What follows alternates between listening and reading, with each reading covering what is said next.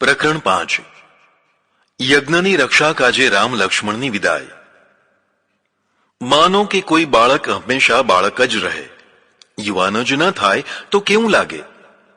બાળક ગમે તેટલું રૂપાળું અને વહાલું હોય, પણ જો તેનો વિકાસ અટકી જાય તો માતા પિતાને ચિંતા થાય।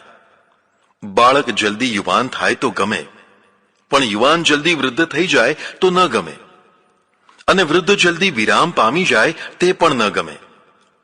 આપણા શરીર સાથે કોઈએ પ્રોગ્રામ ગોઠવેલો છે। સમય થતાં જ મૂછનો દોરો ફૂટવા લાગે છે। કાળી ભમ્મર જેવી મૂછોના આંકડા ચડાવવામાં શું આનંદ આવે છે? અને પછી એ જ કાળી મૂછોને ધોળી રૂની પૂણી જેવી પણ કોઈ બનાવી દે છે। માણસ પોતાની ઈચ્છા પ્રમાણે જીવન નથી જીવતો, કોઈ તેને પોતાની ઈચ્છા પ્રમાણે જીવન જીવાડી રહ્યું છે અને મારી પણ રહ્યું છે। માણસ કાંઈ પોતાની ઈચ્છાથી મરતો નથી, તેને ફરજિયાત મરવું જ પડે છે। પ્રોગ્રામ જ એવો ગોઠવાયેલો છે। દશરથ પુત્રો જોત જોતામાં યુવાન થઈ ગયા। તેમણે તે સમયના પ્રમાણમાં ઘોડે સવારી શીખી લીધી, ધનુર્વિદ્યા શીખ્યા, બીજી વિદ્યાઓ શીખી। બધી રીતે રાજકુમારો તૈયાર થઈ ગયા। માના અરમાનોનો કદી અંત નથી હોતો। સ્ત્રી એટલે અરમાનનો પર્યાય। પહેલા તેને પોતાના અરમાન હોય, પછી પુત્ર પુત્રીઓના અરમાન હોય, પછી પૌત્રોના અરમાન હોય। અરમાનોની વણઝાર ચાલતી જ રહે। કદાચ એટલે જ પુરુષની તુલનામાં સ્ત્રી વધુ સારું જીવન માણી શકે છે। અરમાનોને પૂરા કરવાનું નામ જ જીવનને માણવું છે। તેમાં પણ જે સ્ત્રી પોતાની મેળે પોતાના અરમાન પૂરા કરી લેતી હોય છે, તે જીવન માણવાનો આનંદ ખોઈ બેસે છે। સ્ત્રીને એવો પતિ હોય જેની પાસે તે પોતાના અરમાન વ્યક્ત કરી શકે, હઠ કરે, રિસાય અને પછી અરમાન પૂરા થાય ત્યારે તેને આનંદ આવતો હોય છે।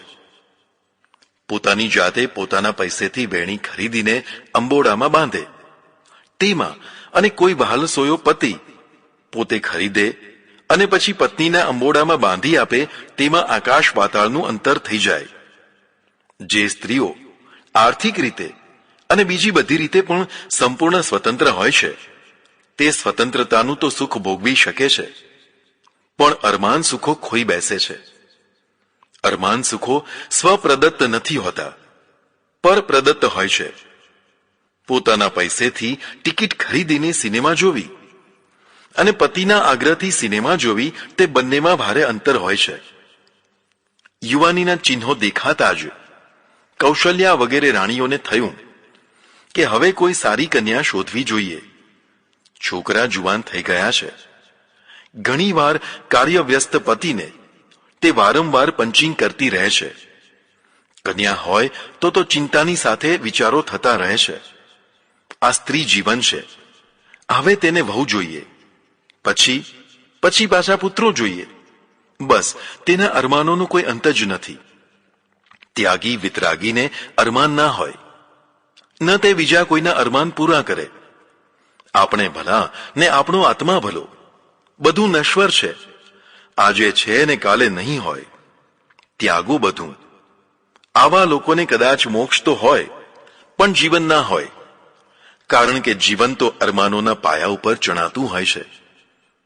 રાણીઓ સાથે દશરથ આવી ચર્ચા કરી રહ્યા છે, ત્યાં સેવકે આવી અને સમાચાર આપ્યા કે ઋષિ વિશ્વામિત્ર પધારી રહ્યા છે।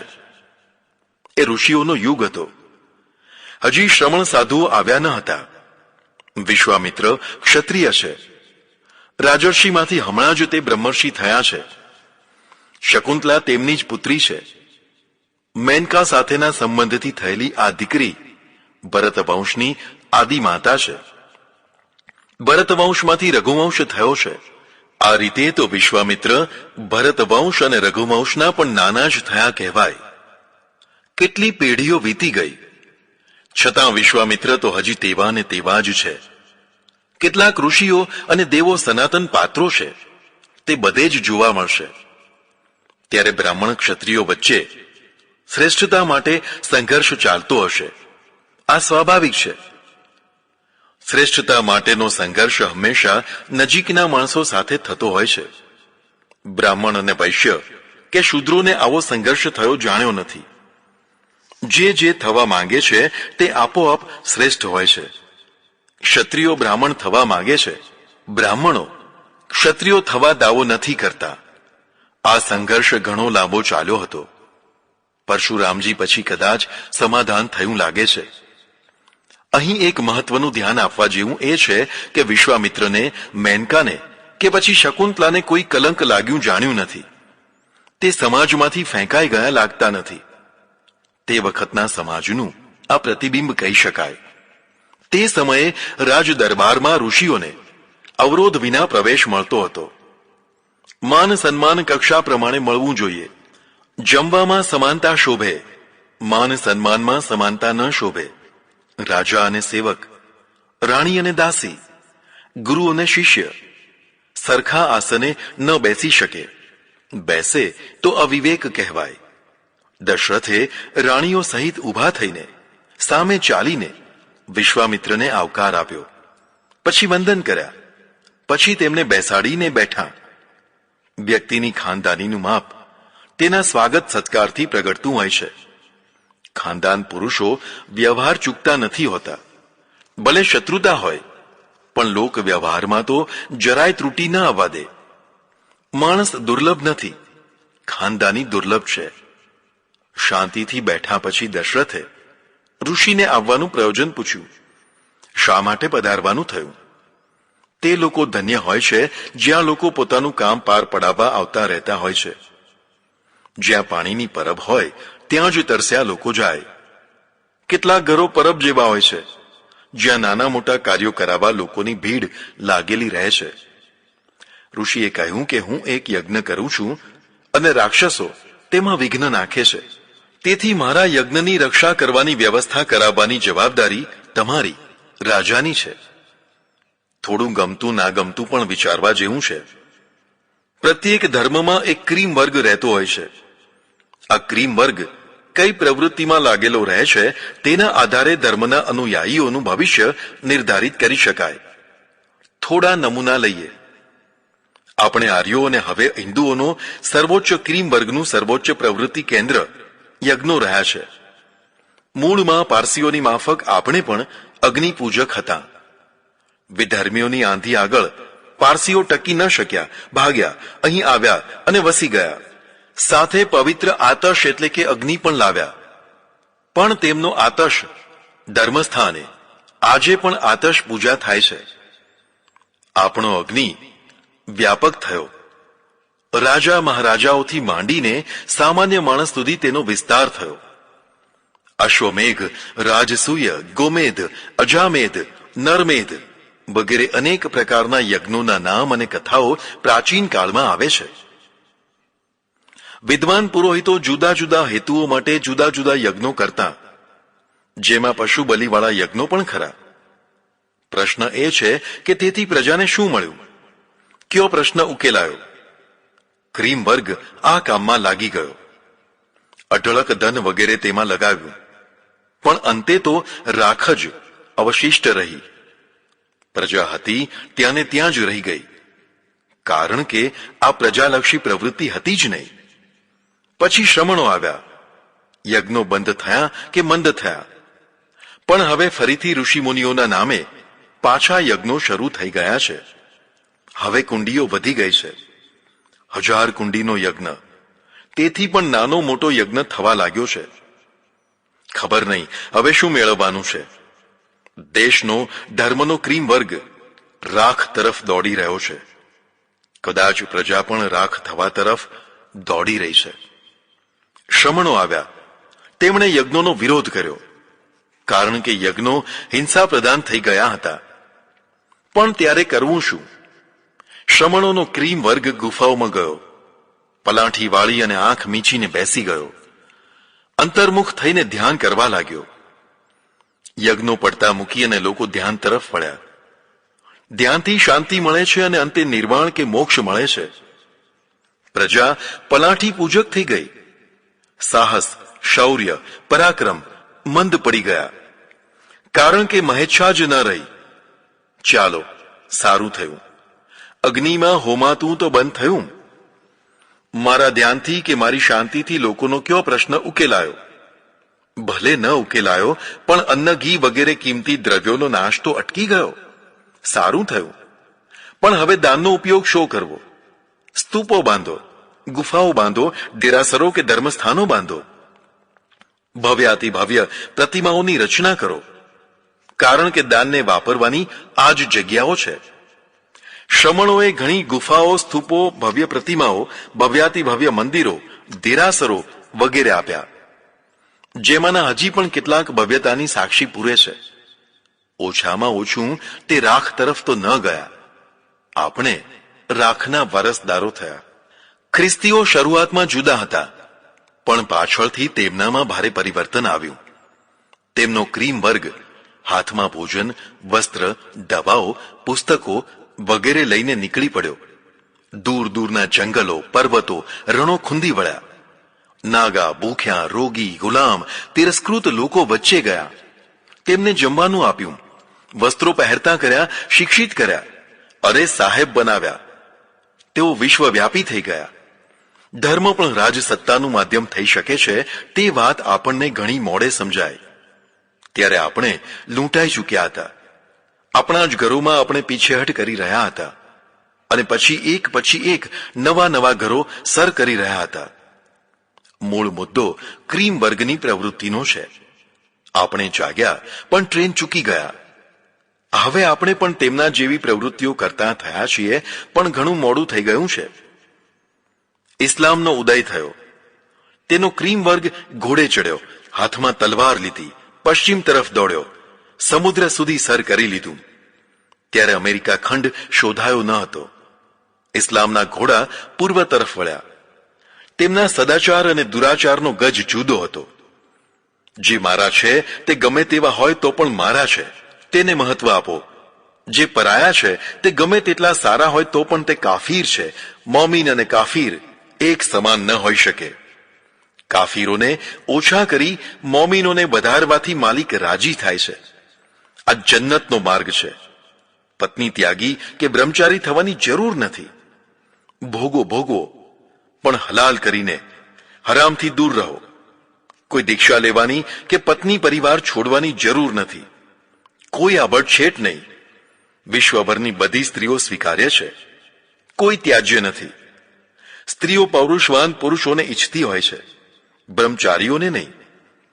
પૌરુષવાન બનો, રાજ કરો. રાજસત્તાથી ભાગો નહીં. ઘર પરિવાર પત્નીઓથી ભાગો નહીં. પૂરા વિશ્વને ફૂફપણાથી છોડાવો.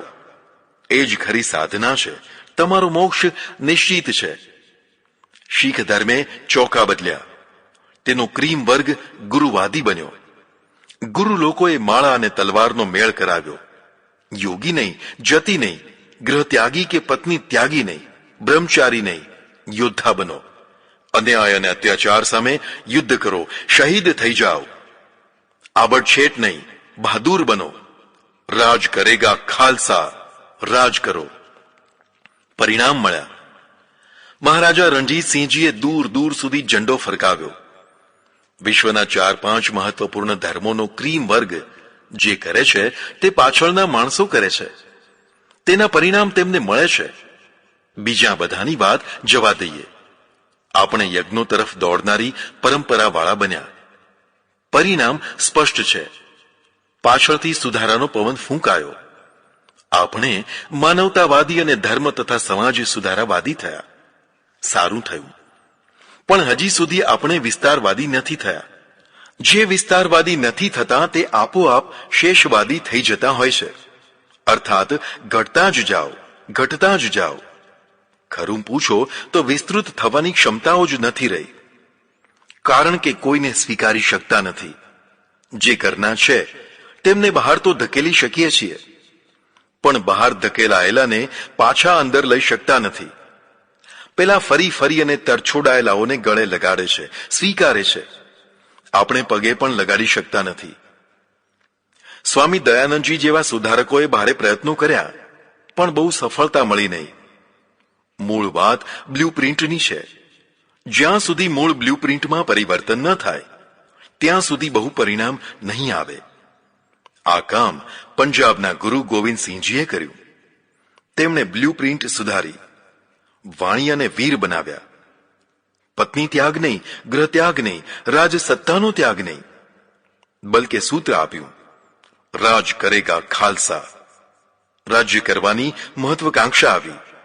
અધ્યાત્મને સૈનિક શક્તિ બનાવી દીધી. માળા અને તલવારનો મેળ કર્યો. તલવાર ત્યાગીને માળા નહીં, વિનાશ અટકાવી દીધો. કોઈ અવતારની રાહ ન જુઓ, તમે જ અવતાર બની જાઓ. દુઃખ એ છે કે આ બ્લ્યુપ્રિન્ટ માત્ર પંજાબના એક વર્ગ સુધી જ અટકી ગઈ. પૂરા દેશમાં ન ફેલાય.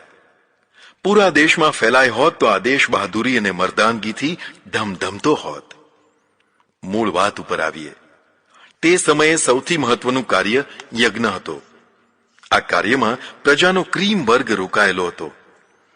પણ અરણ્યોમાં દૂર દૂર એક વર્ગ પણ રહેતો હતો જે રાક્ષસ તરીકે ઓળખાયો છે. પછી આ વર્ગનું શું થયું તે જાણવા મળતું નથી. આ વર્ગ યજ્ઞોનો વિરોધી હતો. તે યજ્ઞોમાં ભંગાણ પાડતો. ટોળે ટોળા ધસી આવતા અને યજ્ઞોને અટકાવી દેતા. બધું નષ્ટ ભ્રષ્ટ કરી દેતા. આ વર્ગ આવું કેમ કરતો તે જાણી શકાયું નથી. આપણા રાજા મહારાજાઓ યજ્ઞોની રક્ષા કરતા અને ધ્વંસ કરનારાઓનો ધ્વંસ કરી નાખતા. કદી આ વિધ્વંસી લોકોને પોતાના બનાવીને સાથીદારો બનાવ્યા હોય તેવું જાણ્યું નથી. જો કોઈએ તેમને અપનાવ્યા હોત, સ્વીકાર્યા હોત, સુધાર્યા હોત તો કદાચ એ સરવાળો થાત. પણ સરવાળાની બ્લ્યુપ્રિન્ટ જ ક્યાંથી લાવવી? હજી પણ વાત સમજાય તો સારું. વિશ્વામિત્ર ઋષિ પણ બહુ મોટો યજ્ઞ કરી રહ્યા છે. પણ મારીચ અને સુબાહુ નામના બે રાક્ષસો વારંવાર આવીને યજ્ઞનો ધ્વંસ કરી નાખે છે. તેથી યજ્ઞ પૂરો થતો નથી. આમ તો ઋષિ શાપ આપવાનું સામર્થ્ય ધરાવે છે, પણ આ યજ્ઞમાં બેઠેલાથી શાપ આપી શકાય નહીં તેવું વિધાન હોવાથી ઋષિ પોતાની તપ શક્તિનો ઉપયોગ કરી શકતા નથી. શાપ આપવાથી બધી તપ શક્તિનો નાશ થઈ જાય છે તેવું વિધાન તેમને હતપ્રભ કરી નાખે છે. એટલે હવે એક જ ઉપાય બાકી રહ્યો છે. તમારા બે પુત્રો રામ અને લક્ષ્મણ મને આપો. યજ્ઞની પૂર્ણાહુતિ પછી હું પાછા આપી જઈશ. તે મહાપરાક્રમી છે. તેમને ઊની આંચ પણ નહીં આવે તેની ખાતરી આપું છું. ઋષિ વિશ્વામિત્રની બે વહાલા પુત્રોની માગણી જાણીને દશરથને આઘાત લાગ્યો. માંડ જેમ તેમ કરી અને વૃદ્ધાવસ્થામાં મળેલા આ પુત્રોને રાક્ષસો સામે ઝોંકી દેવા દશરથ તૈયાર નથી. તેણે ઋષિને ખૂબ આજીજી કરી, બીજું કંઈક માંગો. મારા પુત્રોને હું આપી શકું તેમ નથી. માંડ મળેલા આ રત્નો હું ગુમાવવા તૈયાર નથી. ઘણી આનાકાની કર્યા પછી પણ જ્યારે દશરથ પુત્રો આપવા તૈયાર ન થયા ત્યારે વિશ્વામિત્ર કુપિત થઈ ગયા. ઋષિઓ પણ કામ ક્રોધાદિથી મુક્ત નથી. ખરેખર તો કોઈ જ જીવધારી મુક્ત નથી હોતો. માત્ર પ્રાણહીન મરદા જ મુક્ત હોય છે. લોકો મુક્ત હોવાનો દેખાવ કરે છે. ખરેખર તે મુક્ત હોતા નથી. આ વાસ્તવિકતા છે. વિશ્વામિત્રનો ક્રોધ કામ કરી ગયો.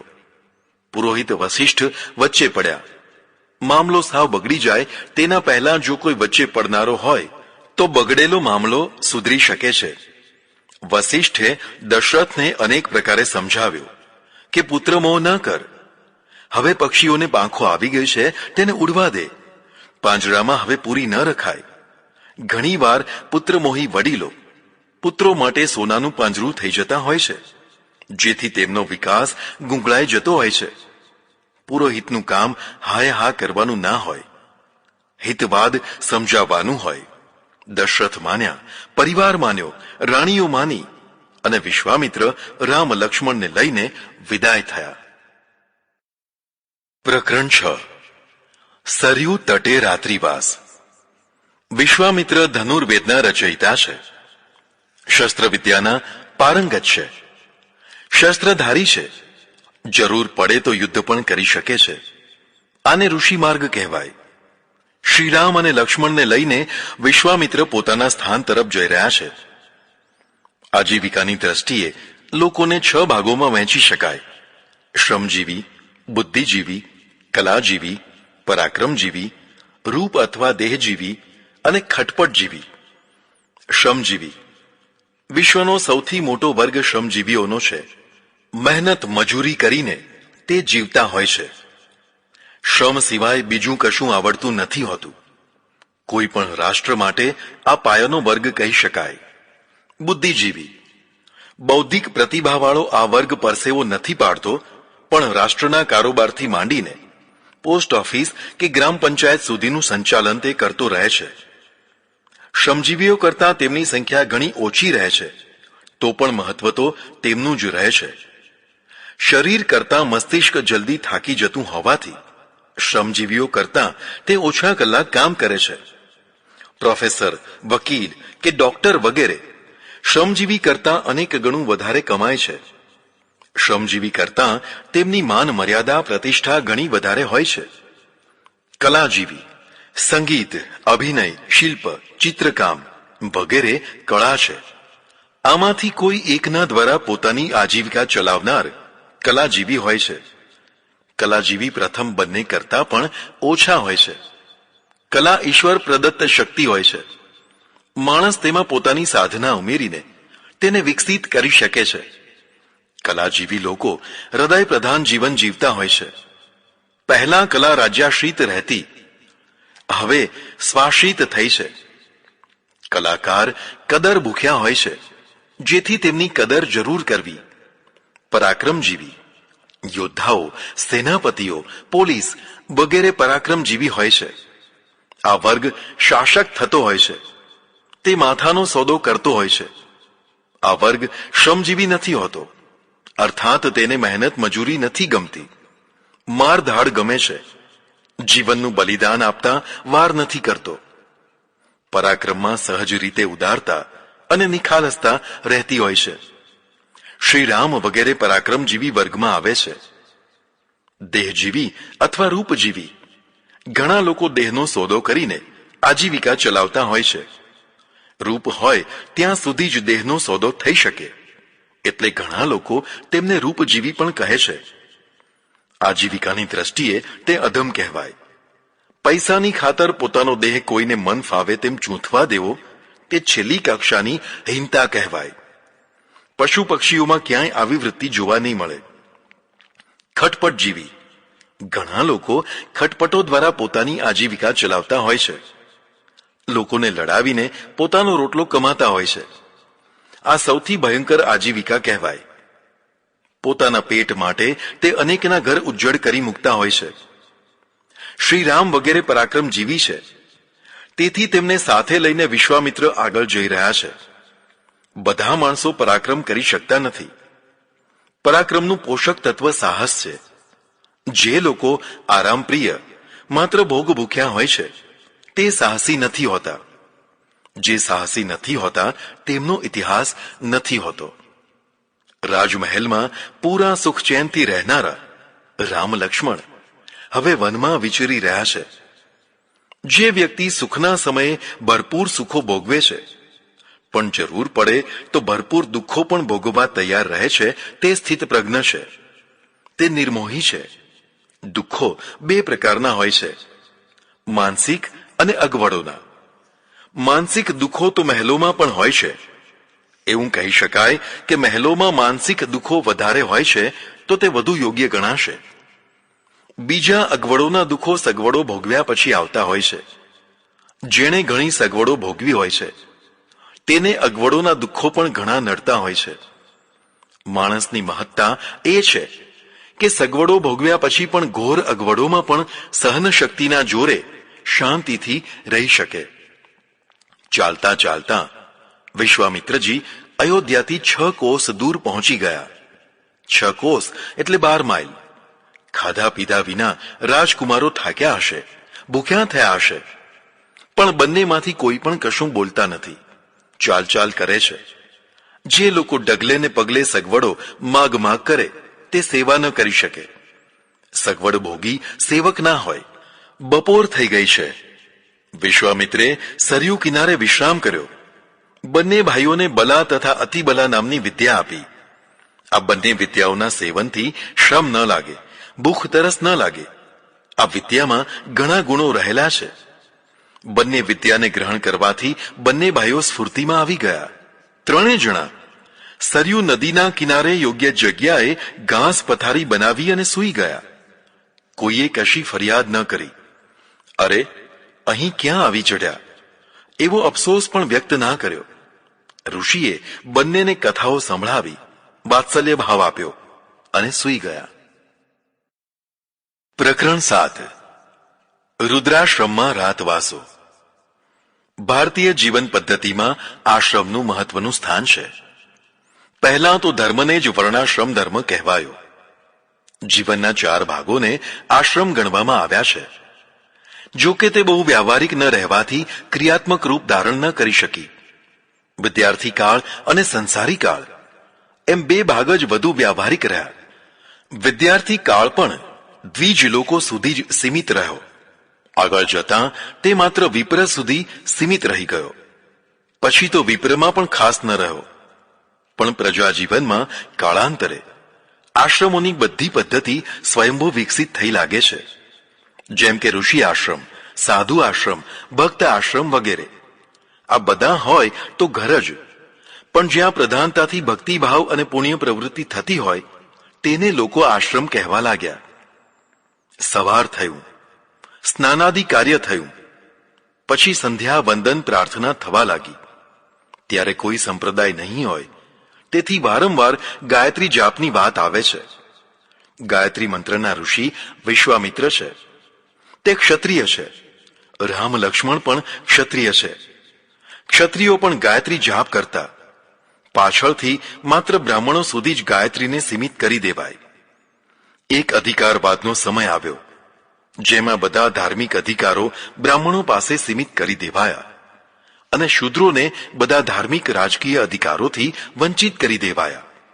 આ અધિકારવાદથી હિન્દુ પ્રજા વધુ વિભાજિત થઈ અને પરસ્પરની તિરાડ વધુ મોટી અને ઊંડી થઈ. અંગ્રેજોના આવ્યા પછી જે સુધારાનો પ્રવાહ શરૂ થયો તેમાં વેદાધ્યયન, ગાયત્રી, ઓમ વગેરે બધા અધિકારો સૌને આપવાના પ્રયત્નો થયા. તે સારું થયું. બલા અને અતિબલા વિદ્યાના પ્રભાવથી હવે ભૂખ તરસનો તો પ્રશ્ન રહ્યો નહોતો. તેથી સંધ્યા વંદન કરીને 3 જણા ચાલવા માંડ્યા. એવામાં તેમની દ્રષ્ટિએ એક આશ્રમ પડ્યો. અહીં સરયુ નદી ગંગાજીમાં ભળી જતી હતી. સંગમને આપણે પવિત્ર માનીએ છીએ. જ્યાં જ્યાં 2 નદીઓ મળે છે તેને સંગમ કહેવાય છે. સ્નાનાર્થી ભક્તો વાર તહેવારે ઉમટી પડતા હોય છે. અહીં ગંગા અને સરયુનો સંગમ હતો. સંગમમાં નાનું મોટામાં બળી જતું હોય છે. આ નિયમ માત્ર નદીઓ સુધી જ સીમિત નથી રહેતો. 2 વિદ્વાનો, 2 સંતો, પતિ પત્ની વગેરે કોઈ પણ 2 પવિત્ર તત્વો જ્યારે પૂરા પ્રેમભાવથી એકબીજામાં ભળે છે ત્યારે તેને સંગમ કહેવાય છે. પવિત્રતા વિનાનું મળવું એ સંગમ ન કહેવાય. પવિત્રતા એટલે પાપહીનતા અને પુણ્ય પ્રચુરતા. આ 2 તત્વો હોય ત્યાં પવિત્રતા જ હોય. શ્રીરામને આ રુદ્રાશ્રમનો ઇતિહાસ જાણવાની જિજ્ઞાસા થઈ. એટલે વિશ્વામિત્રજીએ ઇતિહાસ સંભળાવવા માંડ્યો. જ્ઞાની વૃદ્ધો પાસે ઇતિહાસનો ખજાનો હોય છે. યુવાનોએ વૃદ્ધોનો લાભ લેવો જોઈએ. વિશ્વામિત્ર તો ઇતિહાસનો ખજાનો છે. તેમણે વાત સંભળાવવા માંડી. કહેવાય છે કે તપ કરવા માટે ભગવાન શંકર અહીં રહેતા હતા. તેમને વિચલિત કરવા કામદેવે પ્રયત્નો કર્યા. કામ હાજરા હજુર દેવ છે. તે સર્વવ્યાપક છે. બધા દેશ, બધા કાળોમાં, બધા પ્રાણીઓમાં તે હંમેશા હાજર જ હોય છે. ત્યારે કામને શરીર હતું. તેને પત્ની પણ હતી, જેનું નામ રતિ હતું. તેનું શસ્ત્ર પુષ્પનું ધનુષ્ય હતું. તે જેના ઉપર તાકે તે મર્યો જ સમજો. તેનું બાણ કદી ખાલી ન જાય. સતત વારંવારની સફળતાથી તેને મદ ચઢ્યો. હવે પોતાના બાણનો પ્રભાવ શિવ ઉપર જોવા તેણે શિવને નિશાન બનાવ્યા. પણ શિવને વાત સમજતા વાર ન લાગી. હુંકાર કરીને તેમણે 3જું નેત્ર ખોલ્યું અને તેમાંથી જે પ્રચંડ અગ્નિ ધોધ વહ્યો તેમાં કામદેવ બળી અને ખાક થઈ ગયો. હવે તે અનંગ કહેવાયો. પહેલા અંગ વાળો હતો એટલે આ પ્રદેશને અંગદેશ કહેવાતો હતો. તે પછી બંગ આવે અને પછી કલિંગ આવે. અંગ, બંગ, કલિંગ 3 પ્રાચીન પ્રદેશો હતા. પછી તો આ જગ્યાએ ઋષિ મુનિઓ રહેવા લાગ્યા. એટલે હવે આશ્રમ બન્યો છે જેને રુદ્રાશ્રમ કહેવાય છે. ચાલો આપણે રુદ્રાશ્રમમાં રહેવા જઈએ. ઘરનું કે આશ્રમનું વાતાવરણ ત્યાં રહેનારા માણસોથી બનતું હોય છે. માણસોનો વ્યવહાર એ જ વાતાવરણ. માણસોનો વ્યવહાર ઘર કે આશ્રમના મુખ્ય માણસથી બનતો હોય છે. જો મુખ્ય માણસ સારો હોય તો સાથે રહેનારા માણસો ઉપર તેની છાપ પણ સારી જ પડતી હોય છે. કેટલીક વાર આમાં અપવાદ હોઈ શકે, પણ મોટા ભાગે આવું જ બનતું હોય છે. રુદ્રાશ્રમના ઋષિઓ વિશ્વામિત્રજીને આવતા જાણીને સામે લેવા આવ્યા. અકડું લોકો સામે લેવા તો ન આવે, પોતાના આસનથી ઊંચા પણ ન થાય. બધા ઋષિઓ પરસ્પરમાં મળ્યા, ભેટ્યા, વંદન કર્યા અને પછી આશ્રમ પહોંચ્યા. આજે બીજી રાત્રિ હતી. પ્રકરણ 8. તાડકાવધ. મોટા ભાગે વિશ્વના બધા ભૂભાગોનો ઇતિહાસ એવો હોય છે કે એક વિજયી પ્રજા અને બીજી પરાજિત પ્રજા સાથે રહેતી હોય છે. બંને પ્રજાઓના શીલ, સ્વભાવ, વ્યવહાર, વર્તન જુદા હોય છે. તેથી પરસ્પરમાં અવારનવાર ઘર્ષણ થયા કરતું હોય છે. ત્યારે પણ બે પ્રજાઓ ભારતમાં, ખાસ કરીને ઉત્તર ભારતમાં વસતી હતી. એક આર્ય અને બીજી અનાર્ય. અનાર્ય કોઈ જાતિ નથી, પણ આર્ય ન હોય તે અનાર્ય. આવી અનાર્ય પ્રજામાં નાની મોટી ઘણી જાતિઓનો સમાવેશ થતો હશે, જેમ કે યક્ષ, રક્ષ, ગાંધર્વ, કિન્નર, નાગ વગેરે. આ બધી જ્ઞાતિઓ મોટા ભાગે ગાઢ વનોમાં કે પર્વતોમાં રહેતી હતી, જ્યારે આર્ય પ્રજા મોટા ભાગે નગરોમાં વસતી હતી. રુદ્રાશ્રમમાં રાત્રિ રોકાણ કર્યા પછી બીજા દિવસે પ્રભાતે નિત્યવિધિ કરીને ત્રણે વિદાય થયા. નિત્યવિધિ એટલે પ્રથમ શૌચ, મળમૂત્રનો ત્યાગ, પછી દંતધાવન અને સ્નાન, પછી સંધ્યાવંદન. આટલા કાર્યોને નિત્યવિધિ કહેવાય છે. જે લોકો સર્વપ્રથમ આ કાર્યો નથી કરતા તેને મ્લેચ્છ કહેવાય છે, અથવા વહેલા ઉઠી અને મળત્યાગ નથી કરતા તેમનો મળ મોટા આંતરડામાં ભરાયેલો રહીને વારંવાર ગેસ કરે છે. ગેસ છૂટવાથી વાતાવરણ દુર્ગંધમય બને છે. તેથી ઉઠતાની સાથે જ મળમૂત્ર ત્યાગ અનિવાર્ય માન્યો છે. આ કુદરતી પ્રક્રિયા પણ છે. બાળકોને બચપણથી જ આવા સંસ્કારો નાખવા જોઈએ. જે લોકોના ઘરમાં કે નજીકમાં મળમૂત્ર ત્યાગની સગવડ નથી હોતી તેમને ઈચ્છા વિરુદ્ધ આવેગોને દબાવવા પડતા હોય છે. આવા લોકો આપોઆપ રોગીષ્ઠ થઈ જતા હોય છે. કેટલાક લોકો મળમૂત્રનો ત્યાગ ગામમાં જ લોકોના આવાસ નજીક જ કરતા હોય છે, જેનાથી અસ્વચ્છતા, દુર્ગંધ ફેલાવીને લોકોનો તિરસ્કાર વહોરી લેતા હોય છે. ઘર ભલે નાનું હોય પણ સંડાસ, બાથરૂમ જરૂર હોવા જોઈએ. આ અનિવાર્ય નાગરિક ધર્મ કહેવાય. જે લોકો અનિવાર્ય પ્રાથમિક નાગરિક ધર્મનું પણ પાલન નથી કરતા, કરાવતા, તે નગરમાં રહેવાને યોગ્ય ન ગણાવા જોઈએ. તેમને વનમાં જ વસાવવા યોગ્ય કહેવાય. શરીરની રચના એવી છે કે પકવાશય, નાના મોટા આંતરડાનો પ્રભાવ મોઢા ઉપર પડતો જ હોય છે. 8-10 કલાક ઊંઘ્યા પછી મોઢામાં જે લાળ વગેરે રસો ભેગા થાય છે તેની સફાઈ કરવી જરૂરી છે. આ ક્રિયાને દંતધાવન કહેવાય છે. લોકો જુદી જુદી વનસ્પતિમાંથી બનાવેલું દાંતણ દાંત ઉપર ઘસે છે. તેથી એક તરફ દાંત સ્વચ્છ અને ઉજળા થાય છે, તો બીજી તરફ બધા ક્ષારો, લાળ, રસો વગેરેથી મુક્ત પણ થાય છે. આરોગ્યનો પરિચય દાંત કે જીભ ઉપરથી મળતો હોય છે. કેટલાક લોકો લાંબો સમય દાંતણ ઘસ્યા કરતા હોય છે. કેટલાક આળસુ એદી લોકો દાંતણ કરતા જ નથી, તો કેટલાક ધાર્મિક કારણસર દાંતણ કરતા નથી. મોટા ભાગે તેમના મોઢા ગંધાતા હોય છે. બેક્ટેરિયા મોઢામાં અડ્ડો જમાવીને સડો પેદા કરીને અંતે દાંતોનો નાશ કરી દેતા હોય છે. દાંતો જતાં જ એક તરફ સૌંદર્ય ખોવું પડે છે, તો બીજી તરફ ખાવાની મજા ખોવી પડે છે. બહુ મોડે મોડે સાચી વાત સમજાય છે કે દાંતને સાચવ્યા હોત તો કેટલું સારું થાત. તેથી નિત્ય વિધિમાં દંત ધાવન બહુ જ જરૂરી છે. પછી સ્નાન કરવું જરૂરી છે. આપણું પૂરું શરીર છિદ્રોથી ભરેલું છે. પ્રત્યેક છિદ્ર પરસેવાના દ્વારા શરીરનો મળ દૂર કરતું રહે છે. પરસેવો પણ દુર્ગંધ મારતો હોય છે.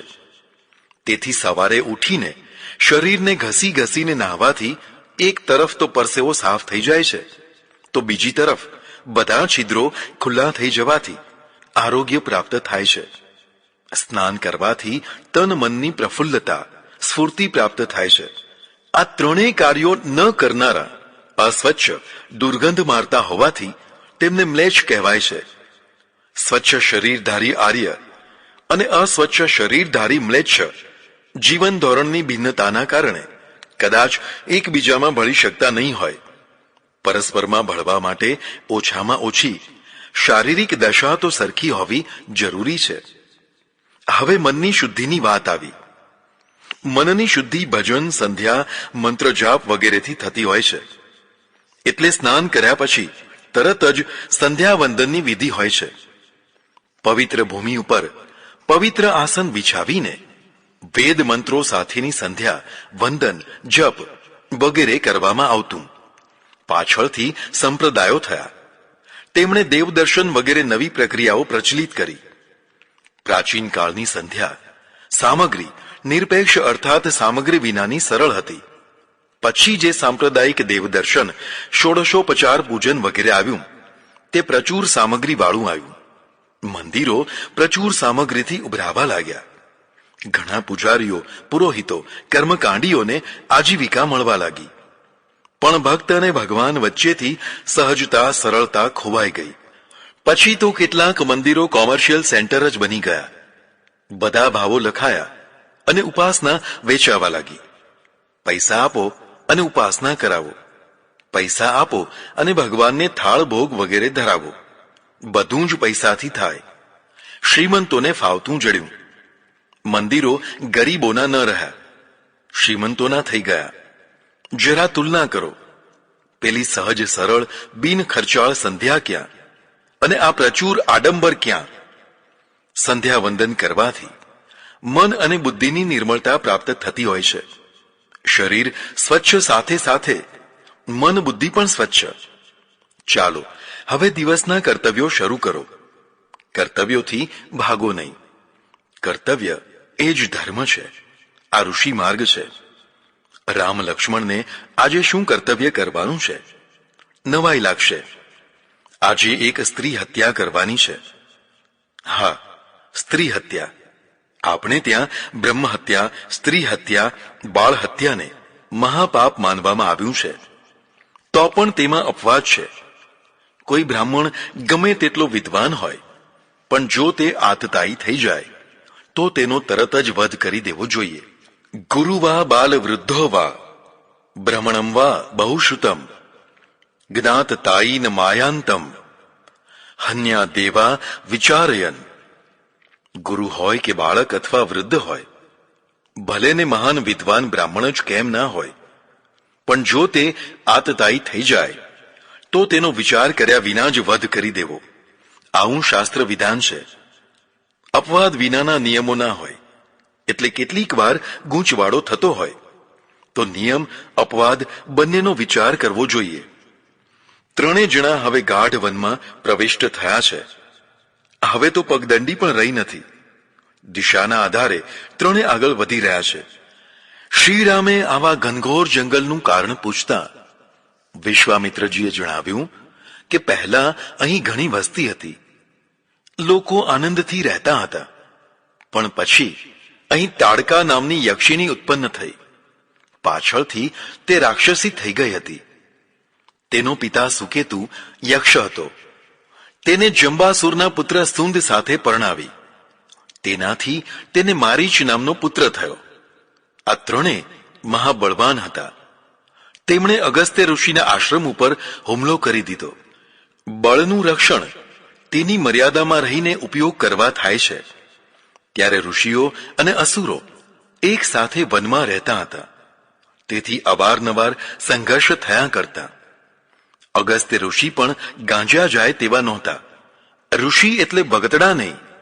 તેમણે હુમલાનો પ્રતિકાર કર્યો અને સુંદને મારી નાખ્યો. તાડકા વિધવા થઈ. ફરી કદી અગસ્ત્ય ઋષિનું નામ ન લીધું. શાંતિ પરાક્રમથી મળતી હોય છે. ઋષિ તપસ્વી તો છે, પણ સાથે સાથે પરાક્રમી પણ છે. તેથી તો રાક્ષસોની વચ્ચે રહી શકે છે. પતિના વધથી ખીજાયેલી તાડકાએ આ વનને ઉજ્જડ કરવા માંડ્યું.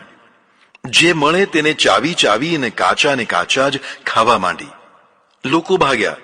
વન નિર્જન થઈ ગયું. જનતા વિનાનો આ દેશ મળ અને કારુષ કહેવાતો હતો, પણ હવે તો ઉજ્જડ થઈ ગયો છે. તાડકાનો એટલો બધો ત્રાસ અને ભય છે કે કોઈ અહીં રહેવા જ નથી આવતું. આપણો માર્ગ એ તાડકાના નિવાસ આગળથી જ નીકળે છે. હવે અડધો કોસ જ દૂર રહી ગયો છે. તમે બંને સાવધાન થઈ જાઓ. હમણાં તે હુમલો કરશે. કાંઈ કહેવાય નહીં. તમારે તેનો વધ કરી નાખવાનો છે, જેથી ફરીથી આ પ્રદેશમાં લોકો વસવા માંડે અને આ ફળદ્રુપ પ્રદેશને ધન ધાન્યથી પરિપૂર્ણ કરી દે. શ્રી રામ કહે છે કે ગુરુજી, તાડકા તો સ્ત્રી છે. મારાથી સ્ત્રી હત્યા ન થઈ શકે. આ અમારી મર્યાદા છે. આ વખતે વિશ્વામિત્ર ઋષિએ જે શબ્દો કહ્યા છે તે યાદ કરવા જેવા છે. નૃશંસમ નૃશંસમ વા પ્રજા રક્ષણ કારણાત પાતકમ વા સદોષમ વા કર્તવ્યમ રક્ષતા સદા. અર્થાત ક્રૂર હોય કે અક્રૂર હોય, પાતક હોય કે દોષવાળું હોય, પણ જેણે પ્રજાનું રક્ષણ કરવું હોય તેણે તેવું કર્તવ્ય જરૂર કરવું જ જોઈએ. તાડકા હવે સ્ત્રી રહી નથી. તે રાક્ષસી થઈ ગઈ છે. તેણે પૂરો પ્રદેશ નષ્ટ કરી નાખ્યો છે. તેનામાં 1000 હાથી જેટલું બળ છે. રામ, તારા વિના બીજા કોઈથી તેનો વધ થઈ શકે તેમ નથી. માટે તું તૈયાર થઈ જા. મારી આજ્ઞા છે. તાડકાનો વધ કર. પછી તો વિશ્વામિત્રજીએ કેટલાય ઉદાહરણો આપ્યા, જેમાં વંઠી ગયેલી સ્ત્રીઓની હત્યા કર્યાના ઉદાહરણો આવ્યા. હજી તો તે વાતો જ કરતા હતા ત્યાં ભયંકર ગર્જના કરતી વિશાળ સ્વરૂપધારી તાડકા રામ લક્ષ્મણ ઉપર તૂટી પડી. હુમલો કરવો અને હુમલાનો જવાબ આપવો એ બંનેમાં ફરક છે. કોઈ જાનલેવા હુમલો કરે અને તેનો પ્રતિકાર ન કરાય તો તે નમાલાપણું જ કહેવાય. શ્રી રામે તાડકાને સ્ત્રી સમજીને તેની હત્યા નહીં કરવી તેવો નિર્ધાર કરી તેના હાથ કાપી નાખ્યા. તો પણ તે માયાવી રીતે ફરી ફરી અને હુમલા કરતી રહી. છેવટે શ્રીરામે તેનો વધ કરી નાખ્યો. તાડકાનો વધ થતાં જ વનનું વાતાવરણ બદલાઈ ગયું. ચારે તરફ આનંદ આનંદ છવાઈ ગયો. ધીરે ધીરે એ પ્રદેશમાં ઋષિ મુનિઓ આવી અને વસવા લાગ્યા. આબાદી સુરક્ષાની ખાતરીથી વધતી હોય છે. જે આવી ખાતરી અપાવે તે રાજા કહેવાય. તેથી જ તેને પ્રજાપાલક કહેવાય છે. અન્ન આપવાથી પાલક ન થવાય. ગુંડાઓથી રક્ષણ આપવાથી પાલક કહેવાય.